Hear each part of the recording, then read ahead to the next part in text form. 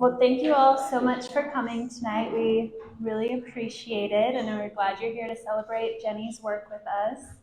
My name is Stacy Went. I'm the artistic director here at the Kaddatz. We have Nancy Valentine, our executive director, over there, getting some excellent pictures of everyone right now. I just wanted to mention that in the back room, many of you have probably already been back there. We have our beverages back there tonight. And more importantly, we have a printmaking exhibition in the back room that was funded by the LRAC Legacy Grant. We received a grant for some printmaking classes that we were able to offer at a bit of a reduced rate and offer some scholarships along with that, as well as some community art tables through that grant. And that all is in conjunction with a year of Beck, celebrating Charles Beck, who is a renowned printmaker in the area and so beloved by so many. And next, we are so excited to have Jenny here to tell us more about her work. She is a sculptor and I would say interdisciplinary artist with her collages and all of the fabulous multimedia work that she does. She was a professor at the U of M Morse for 35 years, I believe, so an educator in that way. And we're just so excited to hear what she has to tell us about her work tonight. So I'll turn it over to you, Jenny. Thank you. Thank you.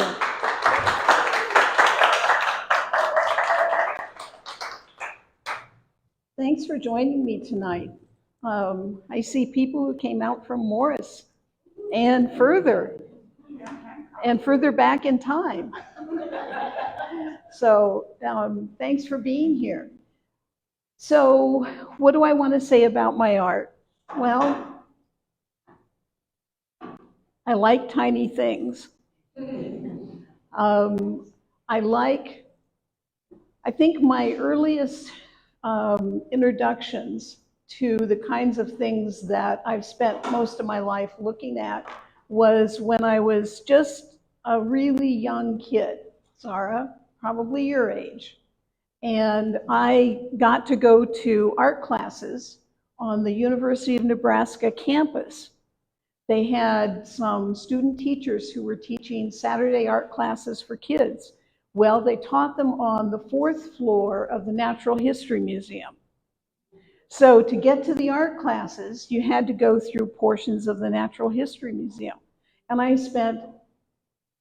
can't even tell you how many Saturdays going through that museum, looking at the shells and their classifications and the rocks and the fossils and the dioramas. The diorama collection they had was pretty impressive.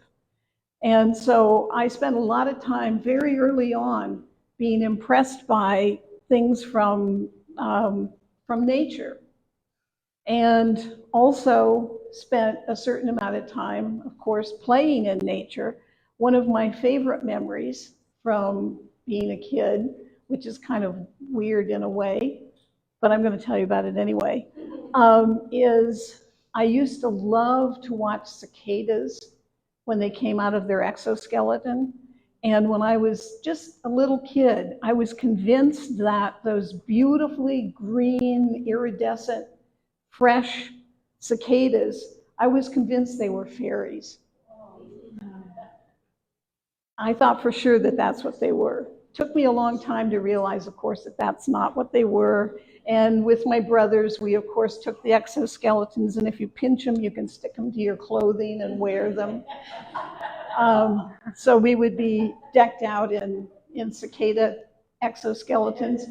And of course, there are some cicada parts in this piece, exoskeleton and a dead one there.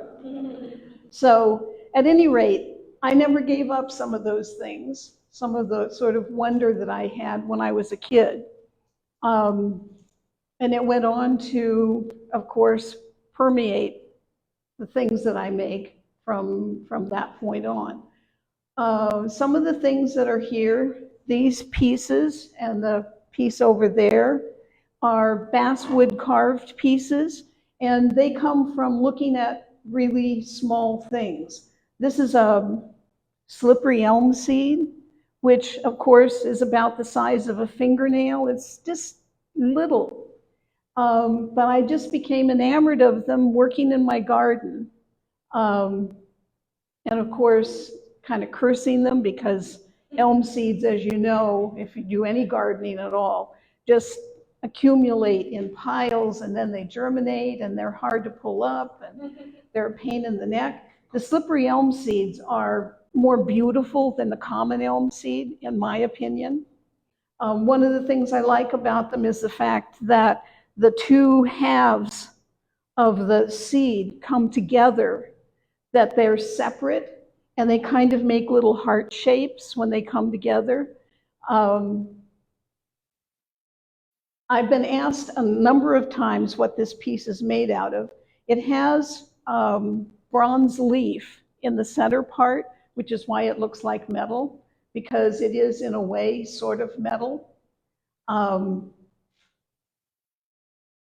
spend a long time carving, and I do all the carving by hand. I've been asked a number of times why I don't use power tools, and I find that power tools go too fast for me, and I can't get the appearances that I want from the forms.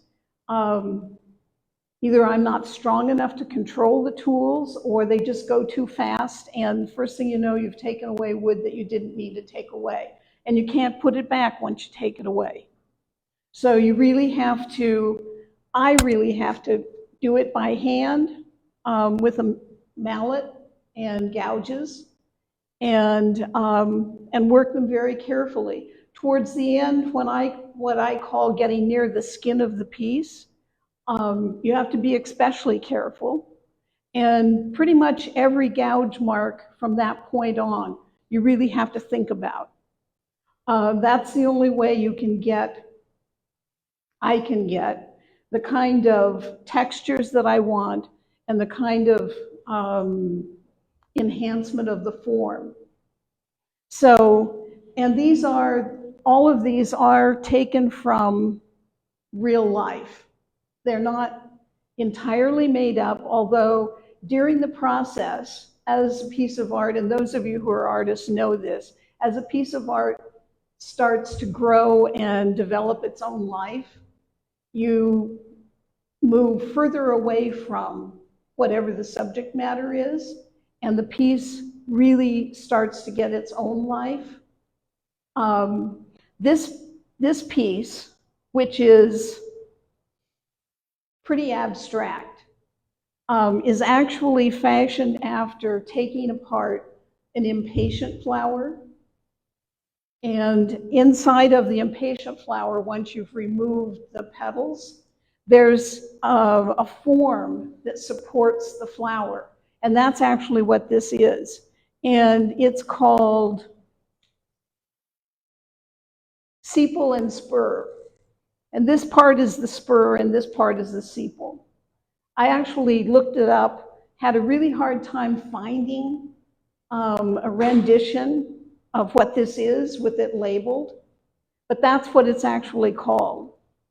So it was made from an impatient flower, and it's, again, in real life, it's little, it's tiny.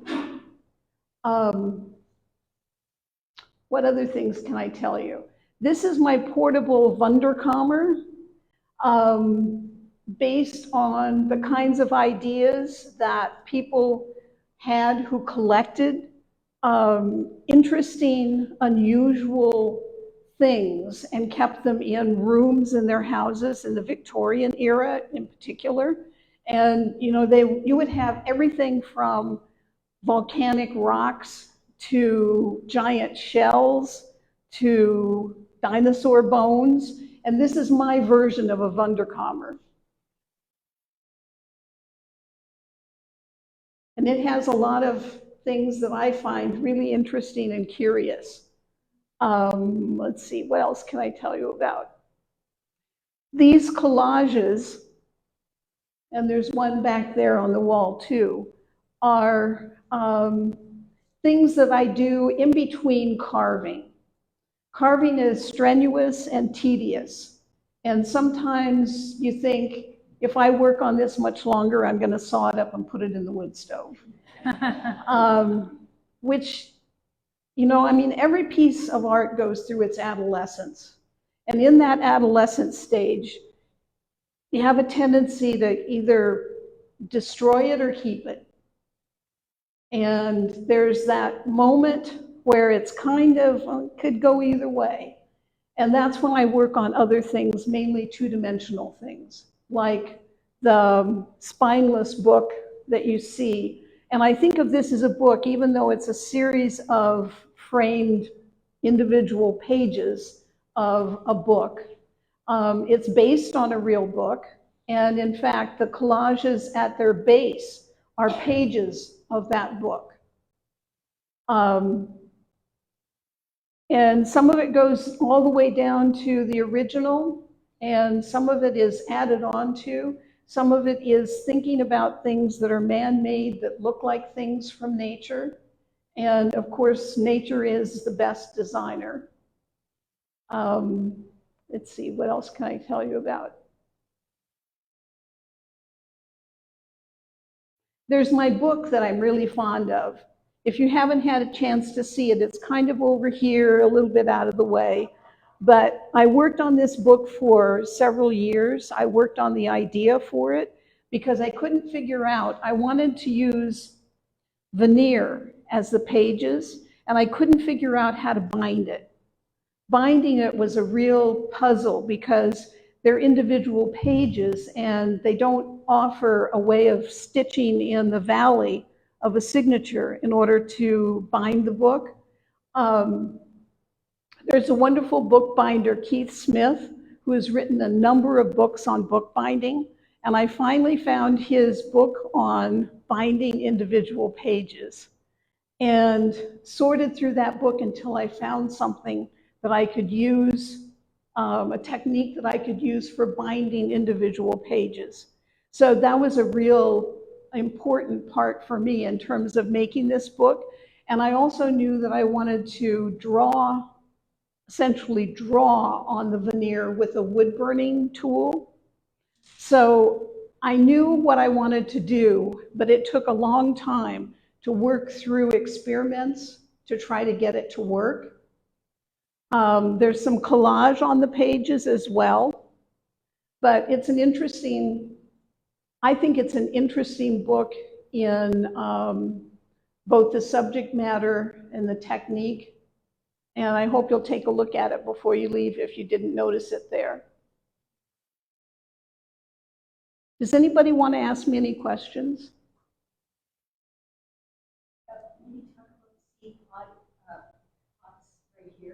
Oh, okay. Yeah, my first education was actually in ceramics. So, and I did learn how to do all of the traditional functional kind of ceramic things. But that's not ultimately what interested me. So I had the opportunity to wood fire some pieces and worked through a series of sort of fantastical seed pods. They're maybe less focused on real seed pods as more on abstract ideas of seed pods. And I like the idea of sort of bulbous forms.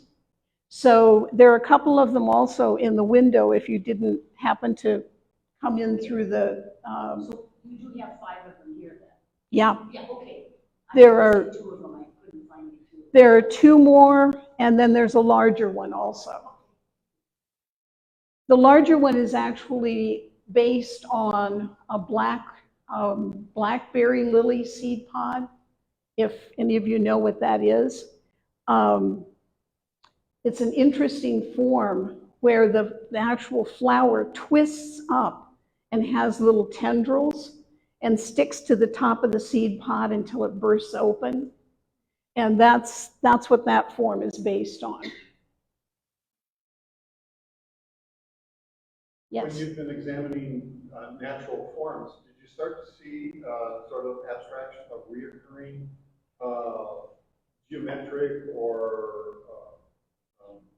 other kinds of forms that seem to be showing up in lots of different places? Yeah, yep. Yeah, definitely.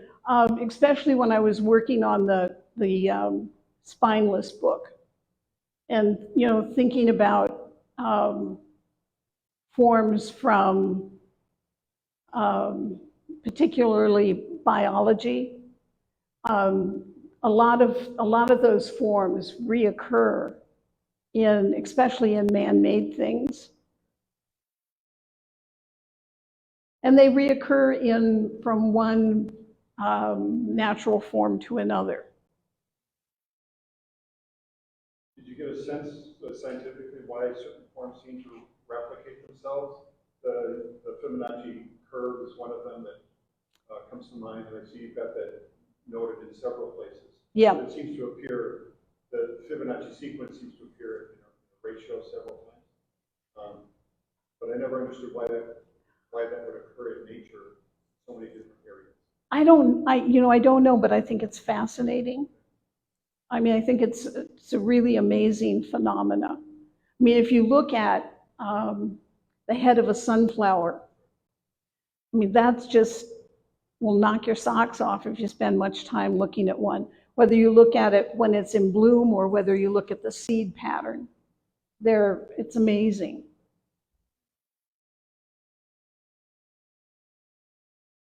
Any other? Yes, Lori.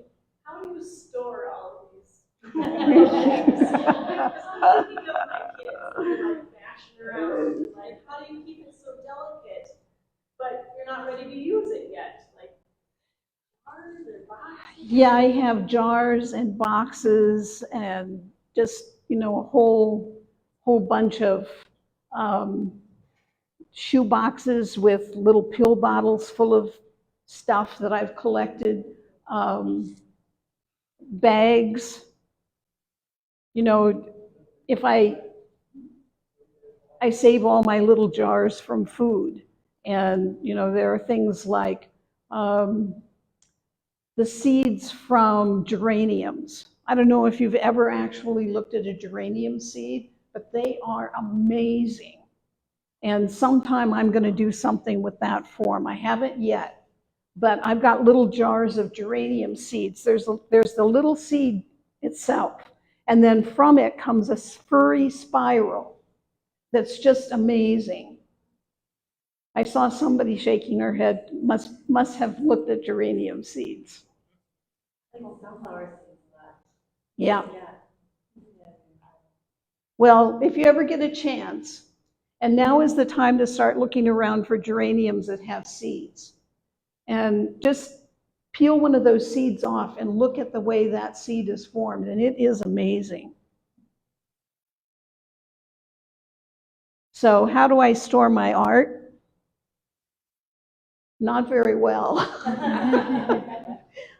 Fortunately, I have a pretty good sized studio. And so a lot of it is stored in my studio. And it's nice to have it come out so that I can see it. Any other questions? Yes, Gary. We can access the book and the tripod one in the window. Can you talk a little bit about both?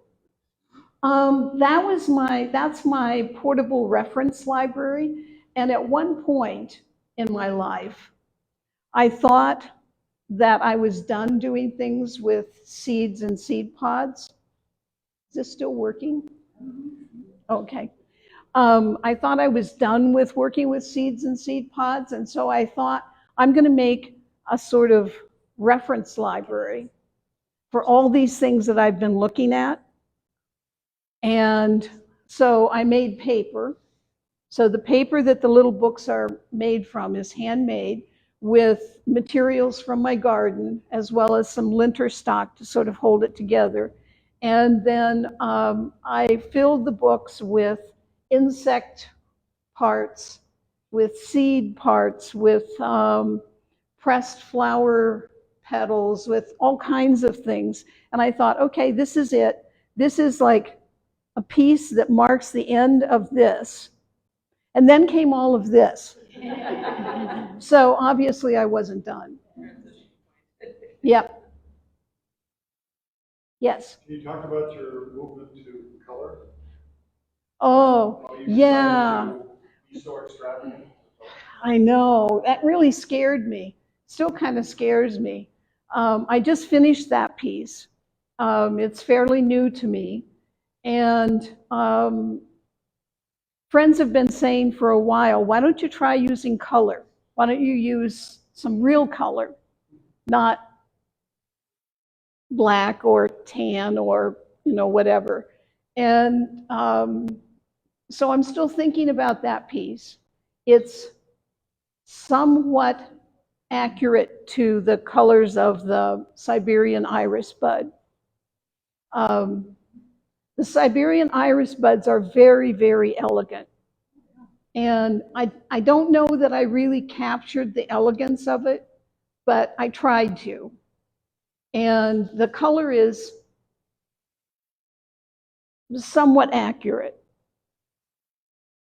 So I'm still thinking about that color and sort of hoping that I don't kind of take it back to the studio, go crazy and cover it with graphite.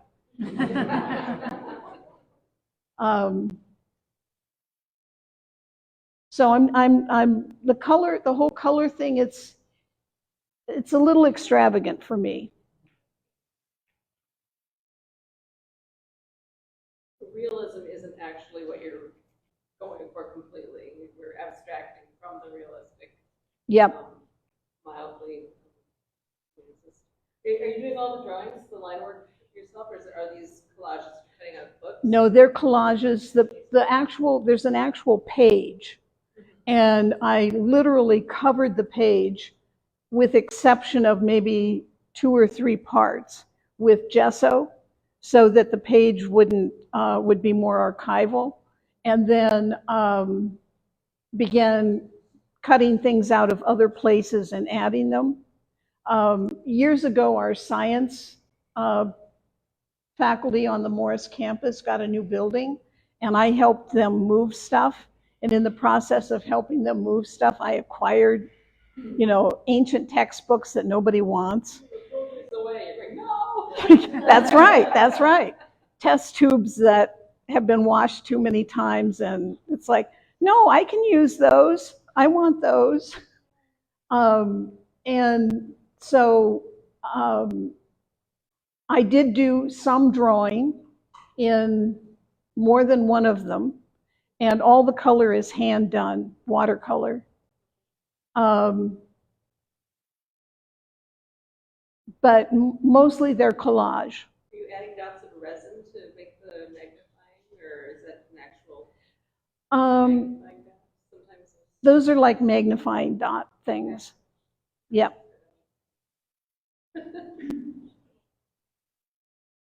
Yes. When I asked you earlier about those pieces over there. Yep. And the warm, and you were telling me how you made those and you used tea bags. Would you tell everyone else that? Oh, okay. They are collages. I started with a piece of Stonehenge paper, which is a nice, stiff, index-heavy, nice paper. And then on top of that, I worked with medium. If you know what medium is, it's the extender you use with acrylic paint. And tea bags. And I saved a lot of tea bags, and I took them apart very carefully. And then I essentially glued that tea bag paper to the Stonehenge paper, and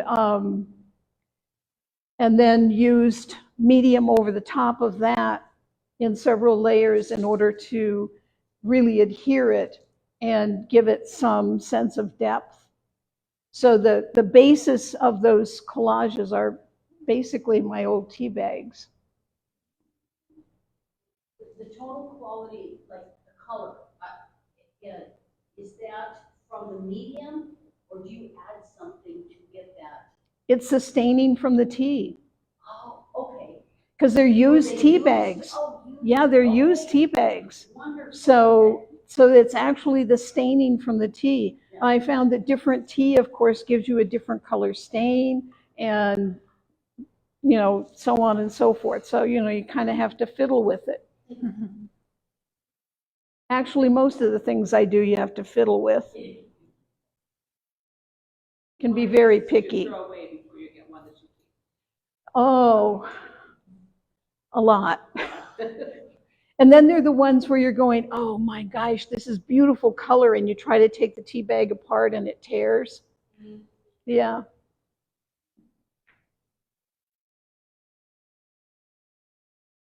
Any other questions anyone has? Yes. I would like to know if you have a favorite thing that you have found that you've had for a long time, as you sharing your collection of what you've been collecting. You shared about the cicadas. I'm curious if there's something that you have really been fond of that you've collected. Oh boy. I'm pretty fond of almost everything. It's like this stick. I was really fond of this stick. Really, I carried that stick around for an incredibly long time before I decided that it had to go there. I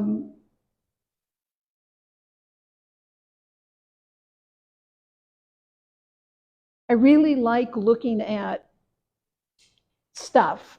I like being in the garden, digging in the dirt and finding stuff. You never know what you're going to find. You can find bones, you can find teeth. You just never know what you're going to find if you're digging around in the dirt. And so I think the most recent thing I might have found is the thing that's kind of stuck with me for the current time, and then I find something else, and so on. I told a couple of people about, in one of the collages over there are some bones from a puffer fish that I found on the beach in Mexico that was deceased and quite desiccated. And I was digging those bones out of this fish because they are so beautiful that you just can't imagine leaving them there. So those were really favorite things. I don't know. It is kind of whatever the latest thing is I found tends to be the favorite for a while.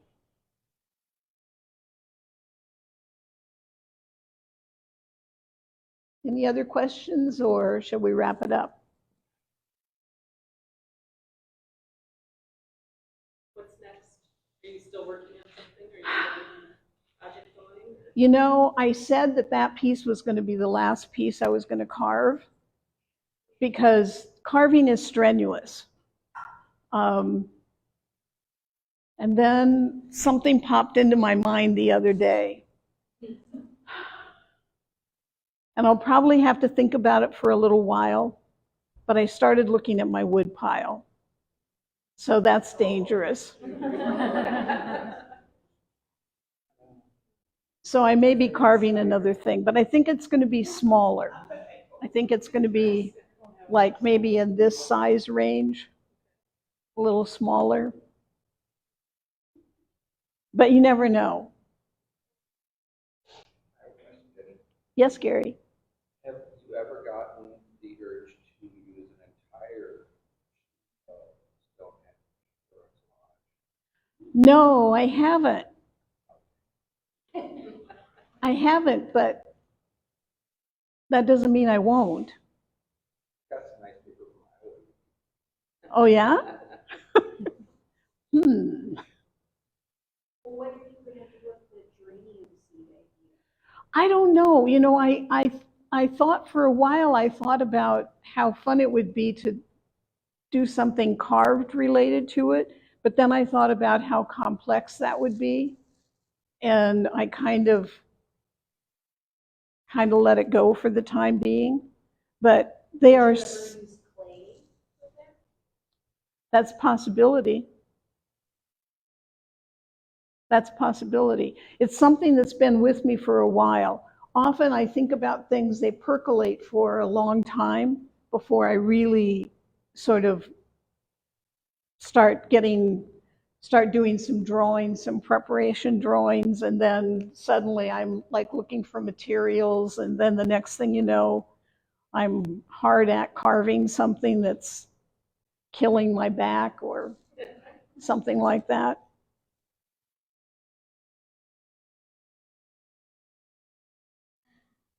Okay, why don't we call it quits? And you can always ask me more questions. Thank you. Thank you for your patience. Yes. Thank you, Jenny. I think this did turn off. Anyway, thank you, Jenny. We really appreciate that talk. It was really fascinating. Please enjoy some of our snacks. And for those of you who arrived a little later, we have a printmaking exhibition in the back with some teacher and student work and beverages back there. So please check that out if you haven't done so. And thank you again for being here tonight.